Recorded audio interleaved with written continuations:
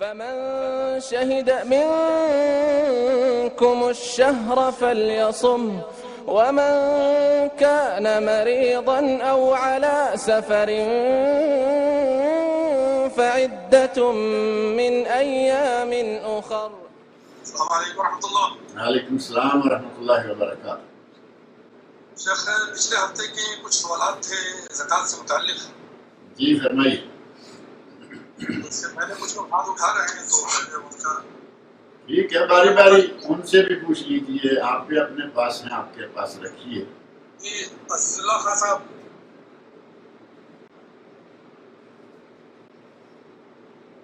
ان کا mic open کر دیں. ان کا مائک اوپن کر دیا کریں, ان کی کھڑکی بھی اوپن کر دیا کریں. جو مرد ہیں وہ تو سامنے آ جائیں, کوئی بات نہیں, اچھا بھی لگے گا. روبرو ہو کر پوچھ لیں گے, ہم روبرو بتا دیں گے.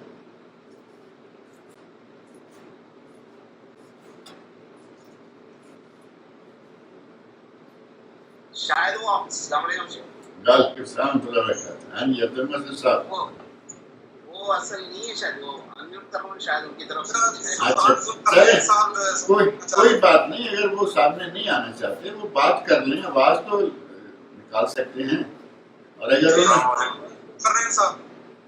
السلام علیکم. وعلیکم السلام ورحمۃ اللہ وبرکاتہ. عمران بولو, کیسے ہیں آپ؟ جی خیریت ہے الحمدللہ. دیکھیے اعتکاف تو اب آج کل نہیں ہو سکتا کیونکہ لاک ڈاؤن ہے, تو لوگوں نے پوچھا کہ مسجد کے علاوہ گھر سے ہو سکتا ہے, تو کسی نے کہا نہیں گھر سے نہیں ہوتا اعتکاف. پھر کسی نے کہا کہ رسول اللہ صلی اللہ علیہ وسلم کا گھر بھی جو مسجد میں تھا وہ اعتکاف کرتے تھے. اس سے تھوڑا سا واضح. پہلی بات یہ ہے کہ نبی صلی اللہ علیہ وسلم کا گھر مسجد میں نہیں تھا. یہ جس نے کہا غلط کہا ہے. نبی اکرم صلی اللہ علیہ وسلم کا گھر مسجد سے باہر تھا. مسجد کے اور گھر کے درمیان دیوار تھی. اگر آپ سن رہے تھے تو میں نے ابھی ذکر کیا ہے کہ درمیان میں دیوار ہی تھی. اگر کھڑکی کھولیں تو مسجد میں دیکھیں تو مسجد, اور مسجد میں کھڑے ہو کر کھڑکی کھولیں, آپ اپنے گھر میں دیکھنا چاہتے تو گھر میں. آپ کا گھر مسجد میں نہیں تھا, اور خلفاء راشدین کے زمانے تک وہ مسجد میں نہیں آیا, دیر تک مسجد میں نہیں آیا, اور بڑے بعد میں جا کے پھر کسی وجہ سے مسجد میں وہ جگہ داخل کر دی گئی. نبی صلی اللہ علیہ وسلم کا گھر جو ہے وہ مسجد سے باہر تھا. اب رہا مسئلہ یہ کہ آج کے وقت موجودہ دور میں, موجودہ حالات میں, لاک ڈاؤن کے دوران اعتکاف کے بارے میں کیا ہوگا. تو پہلی بات یہ ہے کہ مسجدوں میں خطبہ جمعہ بند ہے, مسجدوں میں 5 وقتہ نماز کی جماعت بند ہے, 5 وقتہ نمازیں بند ہیں, صرف اذان ہوتی ہے. ایسی حالت میں اب ظاہر ہے کہ مسجد میں کسی کو اعتکاف تو بیٹھنے نہیں دیا جائے گا, نہیں بیٹھنے دیں گے. یا سرکاری طور پر یہ مسجدیں بھی چونکہ لاک ہیں, صرف مؤذن کھولتے ہیں, اذان دیتے ہیں. اب اگر کوئی آدمی چاہے کہ میرے لیے مسجد کھولی جائے تو ظاہر ہے کہ یہ تو ناممکن ہے. اور اگر یہ کہیں کہ ہم اپنے گھر میں ہی اعتکاف کر لیتے ہیں, تو اس سلسلہ میں ایک بات ذہن میں رکھیں کہ میں نے ابھی جو آیت پڑھی ہے سورۃ البقرہ کی, وَلَا تُبَاشِرُوهُنَّ وَأَنْتُمْ عَاكِفُونَ فِي الْمَسَاجِدِ, اس آیت میں اللہ رب العزت نے مسجد اور اعتکاف دونوں کا ذکر اکٹھے کیا ہے. وَلَا تُبَاشِرُوهُنَّ وَأَنْتُمْ عَاكِفُونَ, مباشرت نہ کرو جب کہ تم عاکفون اعتکاف کیے ہوئے ہو. کہاں؟ انتم عاکفون بالمساجد, تم مباشرت نہ کرو جب کہ تم مسجد میں, مساجد میں اعتکاف کیے ہوئے ہو. تو اعتکاف اور مسجد یہ دونوں لازم و ملزوم ہیں. اعتکاف تب ہوگا جب مسجد ہوگی, حتیٰ کہ خواتین کے لیے بھی اعتکاف کی جگہ مسجد ہی ہے.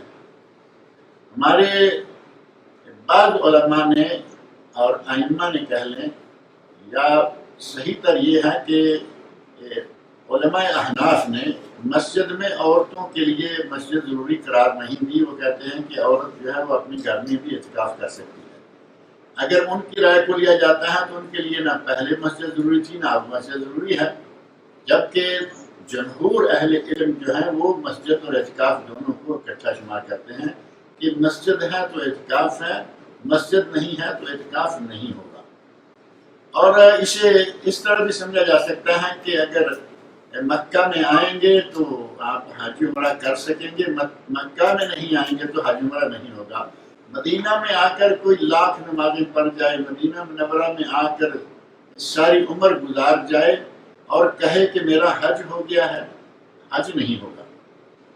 یہ الگ بات ہے کہ کچھ لوگ ہمارے پاک و ہند میں ایسے موجود ہیں جو کہتے ہیں سانو بغداد دیا گلیاں کافی نے، سانو مکے کی کوئی لوڑ نہیں، اور یہاں تک کوئی کہتا ہے کہ مدینے کی گلیاں کافی ہیں مکے کی۔ یعنی یہ عجیب قسم کی بات ہے کہ ہمیں بغداد کی گلیاں کافی ہیں، ہمیں مکے کی ضرورت نہیں، ہمیں بغداد کی اور مدینہ کی گلیاں کافی ہیں۔ کسی بھی دنیا جہاں کے کسی بھی شہر کی گلیاں کچھ نہیں کر سکتی جب تک مکہ میں نہ آئے۔ حج اور عمرہ کا یہ فریضہ جو ہے یہ صرف مکہ میں آتے ہیں۔ اسی طرح اعتکاف تب ہوگا جب مسجد میں ہوگا۔ اب موجودہ حالات میں لاک ڈاؤن کے دوران بھی بات یہی ہے کہ آپ اعتکاف کی نیت رکھتے تھے، لاک ڈاؤن سے پہلے آپ کی اعتکاف کی نیت تھی، لیکن لاک ڈاؤن آ گیا، آپ کی نیت پر اللہ رب العزت آپ کو انشاءاللہ اعتکاف کا ثواب دے گا۔ اس میں تو آپ کی محنت یا یوں سمجھے کہ آپ کی پابندیاں بچ گئیں اور آپ کو ثواب انشاءاللہ مل گیا۔ اب خواتین کے لیے اور مردوں کے لیے بھی ایک دوسری صورت ہے جس کو آپ یوں کہہ لیں کہ وہ شرعی معنوں میں اعتکاف نہیں ہوگا، لیکن لغوی طور پر اعتکاف ہو جائے گا، اور لغوی طور پر ہی ساتھ ساتھ ہی اس کا جو اصل رزلٹ ہے وہ پانے میں بھی آسانی ہو جائے گی۔ اور وہ کیسے ہیں؟ آپ نے اپنی گھر کی مسجد یا مسجد البیت جس کو کہتے ہیں، کوئی کمرہ جو کہ آپ نے نماز کے لیے مخصوص کر رکھا ہے، ان دنوں میں ظاہر ہے کہ کوئی جگہ آپ نے نماز کے لیے مخصوص کی ہوئی ہے جہاں آپ نماز پڑھتے ہیں اپنے بال بچوں کے ساتھ باجماع، اس جگہ آپ اعتکاف کی نیت سے بیٹھ جاتے ہیں۔ آپ نے نیت اعتکاف کی ہے، اعتکاف میں نے پہلے عرض کر دیا کہ مسجد میں ہوگا، وہ تو مسجد میں ہی ہوگا۔ آپ یہ چاہتے ہیں کہ مجھے جو اصل رزلٹ ہے لیلۃ القدر کا حصول ہے، وہ ہے اصل رزلٹ۔ نبی اکرم صلی اللہ علیہ وسلم کا یہ آخری عشرہ میں محنت کرنا، زیادہ کوشش کرنا، عبادت میں گزارنا، یہ لیلۃ القدر کی تلاش میں ہی ہے۔ تو وہ آپ اپنے گھر میں بیٹھے آج بھی اور اس سال بھی انشاءاللہ حاصل کر سکتے ہیں۔ آپ اس اپنی گھر کی مسجد میں بیٹھ جائیں، اللہ اللہ کیے، عبادت کریں، اور باہر لوگوں کے ساتھ ٹیلی فون پہ 24 گھنٹے والا رابطہ ختم کریں۔ اپنے گھر میں جو اپنے اہل خانہ کے ساتھ کھل کھلا کے ساری باتیں کرتے تھے وہ بھی ختم کریں، اپنے آپ کو عبادت میں لگا لیں، تھوڑا ایک کونے میں ہو کے بیٹھ جائیں۔ یہ شرعی طور پر اس کو اعتکاف نہیں کہا جائے گا کیونکہ یہ مسجد نہیں ہے، یہ گھر ہے۔ لیکن معنوی طور پر یا یوں سمجھیں کہ رزلٹ کے طور پر آپ اگر 10 راتیں محنت کر لیتے ہیں، جو نبی اکرم صلی اللہ علیہ وسلم کے لفظ استعمال کی نا، یجتہدوا، محنت کرتے تھے، آپ اتحاد کرتے، محنت کرتے، جد و جہد کرتے، اس رات کو پانے کے لیے اگر آپ نے جد و جہد کر لی اور راتوں میں شب بیداری کر لی تو انشاءاللہ تعالی لیلۃ القدر مل جائے گی۔ اس طرح لیلۃ القدر کو پانے کا تو موقع موجود ہے، لیکن مسجدیں بند ہونے کی وجہ سے جو اعتکاف کا موقع ہے وہ نہیں ہوگا، گھروں میں اعتکاف نہیں ہوتا۔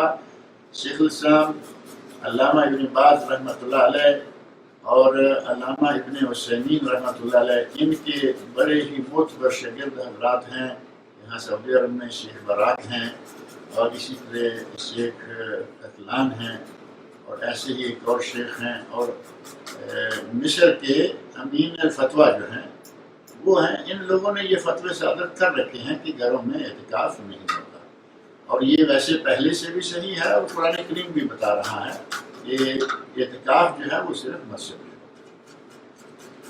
ہوتا ہے۔ جی السلام علیکم شیخ صاحب۔ وعلیکم السلام ورحمۃ اللہ وبرکاتہ۔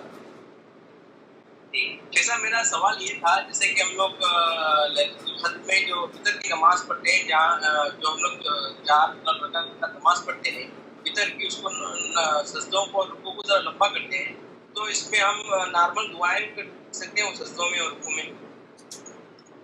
نبی اکرم صلی اللہ علیہ وسلم کا ارشاد ہے، صحیح مسلم میں حدیث ہے، اقرب ما یکون العبد من ربہ وہو ساجد فاجتہدوا فیہ الدعاء۔ اللہ بندے کے قریب یا بندہ اپنے رب کے قریب، صحیح طور پر اقرب ما یکون العبد من ربہ، بندہ اپنے رب کے قریب تر اس وقت ہوتا ہے جب وہ سجدے میں ہوتا ہے۔ یعنی اللہ تو اوپر ہے، لیکن بندہ جب نیچے کی طرف سر کو لے کے جائے گا، اپنی پیشانی کو زمین پر رکھے گا، تو اس وقت یہ گویا کہ اللہ کے قریب ہے۔ اللہ کی عبادت کے لیے اس کے سامنے جھکا ہوا نہیں بلکہ سر بسجود ہے، زمین پہ سر رکھے ہوئے ہے۔ اب ظاہر ہے کہ یہ حالت کسی کے سامنے، غیر اللہ کے سامنے تو کرنا جائز نہیں، لیکن آپ دیکھتے ہیں کہ دنیا داری میں بھی اگر کوئی کسی کے سامنے پاؤں میں جا کے سر رکھ دے، ساری غلطیاں، کوتاہیاں، گناہ لوگ بھول جاتے ہیں، کہتے ہیں بس بات ختم ہو گئی، اب تمہارے پاؤں پہ اس نے لا کے سر رکھ دیا ہے۔ اللہ رب العزت کے سامنے جب کوئی زمین پر سر رکھتا ہے، سجدہ کرتا ہے، تو نبی اکرم صلی اللہ علیہ وسلم ارشاد فرماتے ہیں کہ اس حالت میں بندہ اپنے رب کے قریب تر ہوتا ہے۔ آپ نے فرمایا ایسے موقع پر دعا کرنے کی کوشش کرو، یعنی زیادہ سے زیادہ ایسے موقع پر دعائیں مانگو۔ فَقَامِنٌ أَن يُسْتَجَابَ، یہ وقت ہے کہ جس میں دعا جو ہے وہ زیادہ قبول ہوتی ہے۔ تو گویا سجدہ قبولیت دعا کا وقت ہے، سجدہ قبولیت دعا کا موقع ہے، اور اس میں آپ زیادہ سے زیادہ دعائیں مانگیں۔ اور یہ صرف یہ نہیں کہ وطر میں ہی ہے، جیسے آپ فرما رہے ہیں کہ وطر میں ہم سجدہ لمبا کرتے ہیں، وطر میں مانگیں، فرضوں میں مانگیں، نفلوں میں مانگیں، سنتوں میں مانگیں، جتنی بھی نمازیں ہیں ان میں آپ سجدے میں دعا کر سکتے ہیں، جتنی چاہیں کریں۔ اب یہ آپ کا اور آپ کے مقتدی حضرات جو ہیں، یہ ان کا معاملہ ہے کہ وہ کتنا سجدہ دوبارہ کر سکتے ہیں اور آپ ان کے ساتھ کتنا سجدے میں رہ سکتے ہیں۔ اس انداز سے آپ سجدے میں دعائیں مانگیں، اور ظاہر ہے کہ مقتدیوں کے مشورے سے یا ان کی رائے، ان کی رغبت کے مطابق رہے، جب خاص طور پر آدمی امام ہے، اکیلا ہے تو کوئی بات نہیں، جتنا چاہے مانگے۔ اور یہاں ایک بات اور بھی واضح کر دوں کہ سجدے کے دوران جو لوگ کہتے ہیں کہ قرآن کی دعا نہیں مانگنا، یہ بات صحیح نہیں ہے، کیونکہ قرآن کریم کے سجدہ میں تلاوت کرنے کی ممانعت آئی ہے، اور وہ بھی صحیح مسلم کی حدیث دوسری موجود ہے، الا انی نہیت ان اقرأ القرآن راکعا او ساجدا، خبردار مجھے رکوع سجدے کی حالت میں قرآن کی تلاوت کرنے سے منع کیا گیا ہے۔ اب اسی حدیث کو لے کر لوگ کہتے ہیں کہ سجدے کی حالت میں قرآن کی تلاوت منع ہے، لہذا قرآنی دعا کرنا۔ اب تلاوت کرنا اور بات ہے، کسی چیز کو پڑھنا اور بات ہے، اور دعا مانگنا اور بات ہے۔ اگر کوئی آدمی قرآن کریم کی دعا ہے ربنا آتنا فی الدنیا حسنہ وفی الآخرۃ حسنہ وقنا عذاب النار ربنا ظلمنا انفسنا وان لم تغفر لنا وترحمنا لنکونن من الخاسرین، اور قرآن کریم سورہ بقرہ کی آخری آیت اتنی لمبی دعائیں ہی دعائیں ہیں۔ اگر کوئی دعا کی نیت سے قرآن کریم کی دعائیں مانگتا ہے، انشاءاللہ کوئی حرج والی بات نہیں، مانگے، بلکہ بہترین دعائیں وہ ہیں جو قرآن کریم کی۔ اور اگر نبی اکرم صلی اللہ علیہ وسلم کی بتائی ہوئی دعائیں ہیں وہ انہیں معلوم ہیں، وہ دعائیں مانگیں، جیسا کہ اس عشرہ کی خاص دعاؤں میں سے ام المومنین حضرت عائشہ صدیقہ رضی اللہ عنہا نے پوچھا تھا کہ یا رسول اللہ اگر مجھے یہ پتہ چل جائے کہ یہ رات جو ہے یہی رات لیلۃ القدر ہے تو پھر میں کون سی دعا مانگوں؟ تو سنن ترمذی اور اسی طرح سنن کبریٰ نسائی، مسند امام احمد، مستدرک حاکم اور مسند بزار میں یہ حدیث موجود ہے۔ نبی صلی اللہ علیہ وسلم نے ارشاد فرمایا کہ اگر یہ پتہ چل جائے کہ یہ رات لیلۃ القدر ہے، اور پتہ چلنے کا کیا موجب ہو سکتا ہے، کیسے پتہ چل سکتا ہے، سبب کیا ہے یا علامت کیا ہے، وہ جیسے میں نے پہلے ذکر کیا ہے کہ علامت یہ ہے کہ اس دن کا سورج کرنوں کے بغیر، شعاؤں کے بغیر ہوگا۔ اب یہ تو دن چڑھے کے بعد پتہ چلے گا، لیکن رات کو اگر احساس ہو تو وہ کیسے ہوگا؟ اس کے بارے میں کہا گیا کہ وہ رات انتہائی معتدل رات ہوتی ہے، بہت گرمی نہیں ہوتی، بہت سردی نہیں، یعنی کوئی بھی موسم ہے وہ درمیانے سے معتدل قسم کی رات۔ اگر احساس ہو جائے کسی بھی وجہ سے، کسی بھی طریقہ سے کہ یہ رات لیلۃ القدر کی رات ہے، اس وقت کے لیے خاص دعا نبی صلی اللہ علیہ وسلم نے حضرت عائشہ رضی اللہ عنہا کو سکھلائی کہ تم یہ دعا کرو اللہم انک عفو تحب العفو فاعف عنی. یہ دعا فاعف عنی، اور اگر آپ کے ساتھ آپ کے گھر والے بھی شامل ہیں فاعف عنا، آپ ساری دنیا کو اپنے ساتھ شامل کر لیں، تو جمع کسی کا استعمال کریں، انشاءاللہ کوئی حرج نہیں ہے.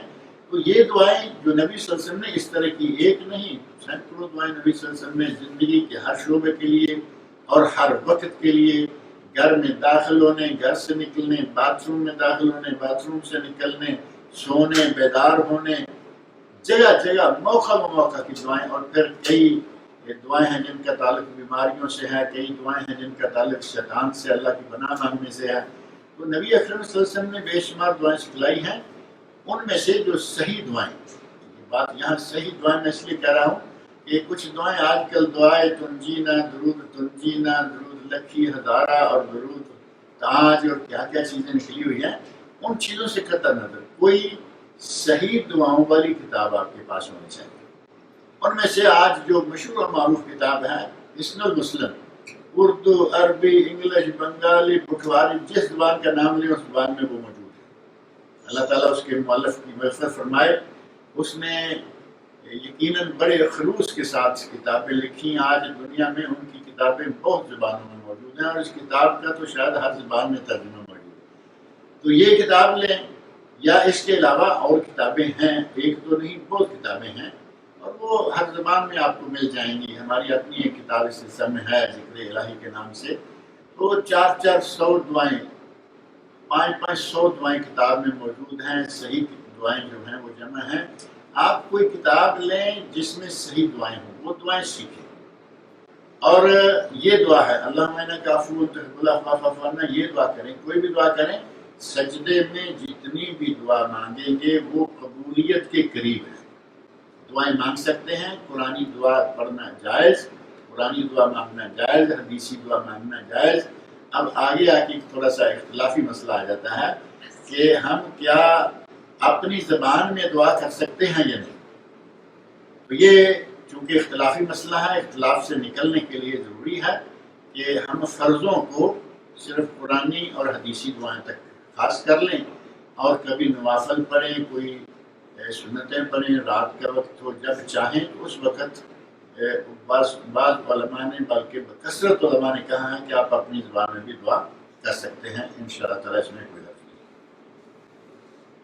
ایک آخری کوشچن ہے صاحب میرا، کہ جیسے کہ ہم لوگ وتر کی نماز پڑھ لیتے ہیں، پھر بھی اگر جب کچھ ٹائم بچا رہا تو اس کے بعد کچھ نفل کا معاملہ بنا سکتے ہیں، کیونکہ وتر کے بعد بولتے ہیں نبی اکرم صلی اللہ علیہ وسلم کا ارشاد ہے اجعلوا آخر صلاتکم باللیل وترا، رات کو وطر جو ہے اسے اپنی آخری نماز بناؤ. یعنی رات کے وقت جو نماز ہے اس میں وطر آخری نماز ہو.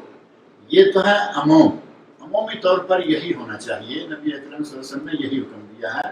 لیکن اگر کبھی ایسا ہو کہ آپ نے وطر پڑھ لی، تراویح کے ساتھ وطر پڑھ لیے، عشاء کے ساتھ وطر پڑھ لیے، اور آپ رات کو کسی وقت بیدار ہو گئے اور آپ کا جی چاہا کہ میں آپ کچھ پڑھ لوں، تو کوئی حرج نہیں ہے. آپ دوبارہ دو کر کے جتنی چاہیں نفل رکعتیں پڑھیں، منع نہیں ہے. کیونکہ نبی اکرم صلی اللہ علیہ وسلم سے یہ ثابت ہے کہ آپ نے بعض دفعہ، مسلسل ہمیشہ نہیں، بعض دفعہ کبھی کبھار ایسا ہوا کہ آپ نے وطروں کے بعد 2 رکعتیں پڑھی اور بیٹھ کر پڑھی. اب ہمارے بھائی جو ہیں وہ اس سے ایک عجیب سا مسئلہ اخذ کیے ہوئے ہیں کہ نفل جو ہیں وہ بیٹھ کر ہی پڑھنے ہیں، عشاء کے بعد پڑھیں، مغرب کے بعد پڑھیں، جب چاہیں پڑھیں. جب آپ دیکھتے ہیں کہ 3 فرض پڑھ لیے کھڑے ہو کر، 2 سنتیں پڑھ لی کھڑے ہو کر، 2 نفل بیٹھ کے پڑھنے، جن کا ویسے نماز کے ساتھ کوئی تعلق نہیں ہے. عشاء کی رکعتیں 17 کر دیتے ہیں، 4 سنت 4 فرض، 2 سنت 2 نفل، 3 وتر 2 نفل. باقی رکھتے جو ہیں وہ پڑھتے جاتے ہیں کھڑے ہو کر، جب جب نفل کی باری آتی ہے بیٹھ جاتے. نبی صلی اللہ علیہ وسلم نے یہ 2 رکعتیں بیٹھ کر کب پڑھی ہیں؟ آپ نے رات کو طویل قیام فرمایا، اور آپ کے قیام کی جو کیفیت ہے وہ امہات المومنین کے بیانات میں موجود ہے رضی اللہ عنہن. کہتی ہیں کہ آپ کے پاؤں سوٹ جاتے، قدم مبارک سوٹ جاتے، خون کے ریشے پھوٹ نکلتے. اتنا لمبا لمبا آپ قیام کرتے تھے. اور وطر پڑھنے کے بعد بیٹھ کر آپ نے اس طرح 2 رکعتیں، اور وہ بھی کب پڑھی؟ عشاء کے ساتھ نہیں، وہ آپ نے تہجد کے بعد سحری کے وقت فجر سے تھوڑا پہلے پڑھی. ہمارے بھائی جو ہیں وہ عشاء کے ساتھ ہی وطر پڑھتے ہیں اور ساتھ ہی 2 رکعتیں اور بھی بیٹھ کے پڑھ جاتے ہیں کہ جی ثابت اس طرح نہیں. ثابت اس طرح ہے کہ اگر لمبا تہجد پڑھیں تو پھر پڑھیں، لیکن اس کے ساتھ یہ بھی ہے کہ نبی صلی اللہ علیہ وسلم نے یہ عمل فرما کر ہمارے لیے جواز مہیا فرما دیا کہ اگر کبھی وطروں کے بعد آپ کو وقت مل جائے تو آپ 2 کر کے کچھ رکھتے پڑھنا چاہیں، کوئی حرج نہیں، لیکن اس کے بعد دوبارہ وطر نہیں پڑھیں گے، کیونکہ نبی صلی اللہ علیہ وسلم کا ارشاد ہے لا وطران فی لیلۃ واحدہ، ایک رات میں 2 مرتبہ وطر نہیں ہے. اور جو کہتے ہیں کہ 1 رکعت اور پڑھ کے وطر کو توڑو اور پھر نئے سرے سے بعد میں وطر پڑھو، یہ توڑ پھوڑ والا مسئلہ جو ہے نا، وہ یہاں ایک آپ نے وطر عشاء کے وقت پڑھا تھا، ایک سحری کے وقت پھر ایک پڑھیں گے، بعد میں پھر وطر، تو آپ نے تو وطر کر دیے، جبکہ نبی صلی اللہ علیہ وسلم نے فرمایا لا وطران فی لیلۃ واحدہ. اور یہ توڑنے والا مسئلہ جو ہے وہ بھی عجیب لگتا ہے کہ عشاء کے وقت آپ نے پڑھی، اب آپ کے ہاتھ میں تو وطر ہے نہیں کہ اس کو ایک اور رکعت ملا کے اس کو توڑ لیں گے. وہ یہ جہاں جانی ہے اللہ تعالیٰ سے قبول کرے. تو اگر موقع مل جائے تو آپ وطر کے بعد کبھی کچھ رکعتیں پڑھنا چاہیں تو جائز ہے، انشاءاللہ تعالیٰ کوئی حرج والی بات نہیں، لیکن اس کو ایسی عادت نہ بنایا جائے جیسی ہمارے لوگ بنائے بیٹھے. جی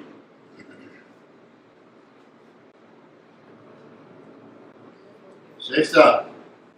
جی ابھی بھی 3 لوگ ہاتھ اٹھائے ہوئے ہیں، میں چاہتا ہوں کہ انہی کا سوال لے لیے جائے. جی فرمائیے.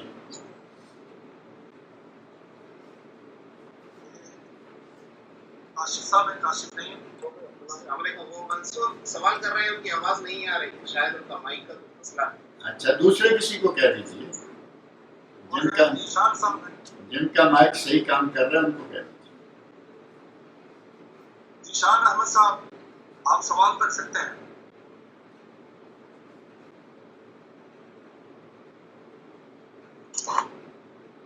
شیخ 5 منٹ باقی ہے. پچھلے ہفتے کے جو سوالات ہیں جی سے متعلق، اس میں سے ایک سوال یہ ہے کہ آج کل جو سید زادے ہیں ان کو زکوٰۃ کی رقم دی جا سکتی ہے؟ آج کل جو سید زادے ہیں اگر تو واقعی وہ سید زادے ہی ہیں، یعنی یہ تو ایک مسئلہ ہے نا کہ آپ دیکھیں آپ کہ عربوں میں جہاں سید اصل تھے، نبی صلی اللہ علیہ وسلم کا خاندان نبوت تھا، وہاں تو سید زادہ کو ملتا نہیں، کبھی کوئی کہیں ملتا ہے. اور ہمارے ملک میں پاکستان، انڈیا، بنگلہ دیش، میرا خیال ہے ہر تیسرا آدمی سید ہے. بہرحال وہ جانے، ان کا کام جانے. اگر کوئی واقعی سید ہے تو اس کو زکوٰۃ نہیں لگتی، صدقے کا پیسہ ان کو نہیں لگتا. لیکن اگر ایسے ملک میں، ایسے علاقے میں وہ رہتے ہیں کہ وہاں سیدوں کے لیے کوئی خاص وظیفہ نہیں رکھا گیا، جیسا کہ خمس تھا سیدوں کے لیے غنیمت کے مال سے اور دوسرے اموال سے، تو وہ نبی اکرم صلی اللہ علیہ وسلم کے خاندان، اہل و عیال اور آپ کے خاندان میں تقسیم ہوتا تھا. اگر آج کہیں وہ سلسلہ نہیں ہے، حکومت کی طرف سے باقاعدہ سیدوں کا وظیفہ نہیں ہے اور سید بھوکا مر رہا ہے، تو ایسے میں سید زکوٰۃ لے سکتا ہے اور سید کو زکوٰۃ دی جا سکتی ہے. لیکن اگر کہیں سرکاری طور پر انتظام ہے کہ آل سادات یا آل شریف جو مختلف جگہوں پہ مختلف نام سے کہلواتے ہیں، اگر حکومت کی طرف سے انتظام ہے تو پھر ان پہ زکوٰۃ اور دوسرا مال جو ہے وہ نہیں لگتا. اگر حکومت کا انتظام نہیں ہے تو پھر ان کو دیا جا سکتا ہے. ظاہر ہے کہ محض سید ہونے کے نام سے ان کو بھوکا تو نہیں مار دیا جائے گا نا کہ یہ سید ہیں ہم ان کو زکوٰۃ نہیں دیں گے، یا وہ بھوکے مر جائیں کہ ہم سید ہیں زکوٰۃ نہیں لیں گے. سید ہیں زکوٰۃ لیں، اگر کوئی اور راستہ نہیں ہے تو صدقہ زکوٰۃ سے اپنی جان بچائیں اور اپنا کام چلائیں. جی زکوٰۃ سے متعلق ایک سوال آج کل بہت زیادہ لوگ پیش کر رہے ہیں، وہ یہ کہ مقروض کو دیے ہوئے قرض وہ زکوٰۃ مان کر اسے ثابت کر سکتے ہیں، مائنس کر سکتے ہیں زکوٰۃ کی رقم سے؟ یہ سوال واقعی کیا جاتا ہے، اور اصل بات یہ ہے کہ جو مقروض کو آپ نے پیسہ دیا ہوا ہے اور اس کا پیسہ منہا کرنے کی نوبت کب آتی ہے؟ جب وہ دے نہیں رہا یا دے نہیں پا رہا۔ ایسی شکل میں پہلی بات یہ کہ وہ تو آپ کا پیسہ ہے ہی نہیں، آپ کے ہاتھ میں نہیں، اور آپ کے ہاتھ میں آنے والا بھی نہیں لگتا۔ اب آپ کہیں کہ چلیے وہ ہم نے ایسے کر دیا، پیسہ گم ہو جائے یا چور چھین کے لے جائے اور آدمی کہہ دے کہ میں نے وہ پیسہ اپنا صدقے میں دے دیا، تو ایسا نہیں ہے۔ آپ اپنی زکوٰۃ اپنے پیسے کی نکالیے اور اس کا انتظار کیجیے، اگر آپ کو مل جائے گا، جب مل جائے گا تو پھر دیکھا جائے گا۔ اس طرح کا پھنسا ہوا قرضہ جو ہے اس کو زکوٰۃ کے نام سے کٹوانا جو ہے وہ صحیح نہیں ہوگا۔ بہن بھائی ایک دوسرے کو زکوٰۃ دے سکتے ہیں؟ بہن بھائی ایک دوسرے کو زکوٰۃ دے سکتے ہیں۔ میں ایک موٹا سا قاعدہ بتاتا ہوں کہ ماں اور باپ یہ دو ہستیاں اور ان کے اوپر والے، ان میں زکوٰۃ نہیں جاتی۔ اسی طرح بیٹی اور بیٹا، ان میں یعنی اصول اور فروع، ماں باپ جو ہیں وہ اصول ہیں اور بیٹے جو ہیں یہ فروع ہیں، ان میں زکوٰۃ نہیں ہے۔ اس کے علاوہ باقی بہن ہے، بھائی ہے، چچا، تایا، پھوپھی، خالہ، جتنے بھی رشتے ہیں ان سب میں زکوٰۃ دی جا سکتی ہے۔ اور بھائی بہن میں تو خاص طور پر قریبی رشتہ ہے اور معلوم بھی ہوتا ہے صحیح معنوں میں کہ کون مستحق ہے، ان میں زکوٰۃ دی جا سکتی ہے، اس میں کوئی حرج والی بات نہیں انشاءاللہ۔ غیر مسلم جو تنظیمیں ہیں، رفاہی اور خیراتی تنظیمیں، کیا ان کو زکوٰۃ کی رقم دی جا سکتی ہے؟ جو غیر مسلم تنظیمیں ہیں وہ رفاہی ہیں یا فلاحی ہیں یا کچھ بھی ہیں، جب ہماری مسلم تنظیمیں موجود ہیں اور کام کر رہی ہیں اور وہ لوگوں کے اموال کو صحیح جگہوں پر پہنچانے کی ذمہ داری لیے ہوئے ہیں اور شہادتیں موجود ہیں کہ یہ صحیح کام کرتے ہیں، ایسی صورت میں غیر مسلم تنظیم کو پیسہ دینا جائز نہیں ہوگا، کیونکہ جب ہمارے اپنے لوگ موجود ہیں اور وہ اپنے لوگوں کو تلاش کرنا، ان کے ایڈریس پتے جاننا وہ ان سے بہتر سمجھتے، ایسی صورت میں غیر مسلم کے ساتھ تعاون کرنے کی بجائے اپنے مسلمانوں کے ساتھ تعاون کرنا چاہیے۔ اور کسی ایک ملک میں بھی آپ دیکھ لیں، مسلمانوں کا خیر خواہ سوائے مسلمانوں کے کوئی ہو نہیں سکتا، لہذا آپ تلاش کریں اپنی اسلامی فلاحی تنظیمیں جو ہیں، ان فلاح و بہبود کا کام کرنے والی تنظیمیں مسلمانوں میں بے شمار ہیں، آپ ان میں پیسہ دیجئے۔ جو صریح صاف واضح کافر تنظیمیں ہیں ان میں پیسہ نہ دیجیے۔ جزاک اللہ خیر۔ شیخ فیصل نبیل صاحب سوال کر رہے ہیں جی، کہ اگر کوئی لیلۃ القدر اور شب قدر میں صدقہ و خیرات کرتا ہے تو کیا اس کا ثواب بھی 1000 صدقے سے زیادہ ہے؟ جہاں تک تعلق ہے عبادت کا اور رات کا، اس میں تو کوئی شک والی بات نہیں ہے، وہ تو قرآن کریم میں آ گیا کہ لیلۃ القدر خیر من الف شہر۔ اب رہا مسئلہ کہ کوئی آدمی صدقہ کرتا ہے، 1 ریال اللہ کی راہ میں دیتا ہے لیلۃ القدر کو، تو کیا اسے بھی 1000 ریال سے زیادہ کا ثواب ملے گا؟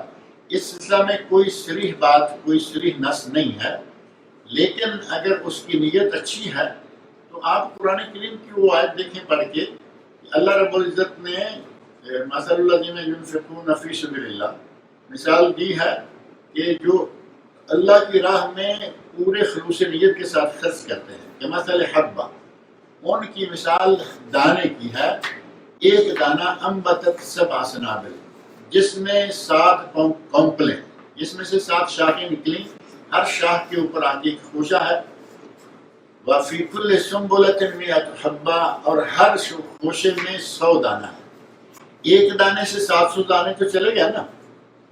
آگے اللہ نے فرمایا وَاللَّهُ يُضَاعِفُ لِمَن يَشَاءُ، اور اللہ جسے چاہے اور بڑھا دیتا ہے۔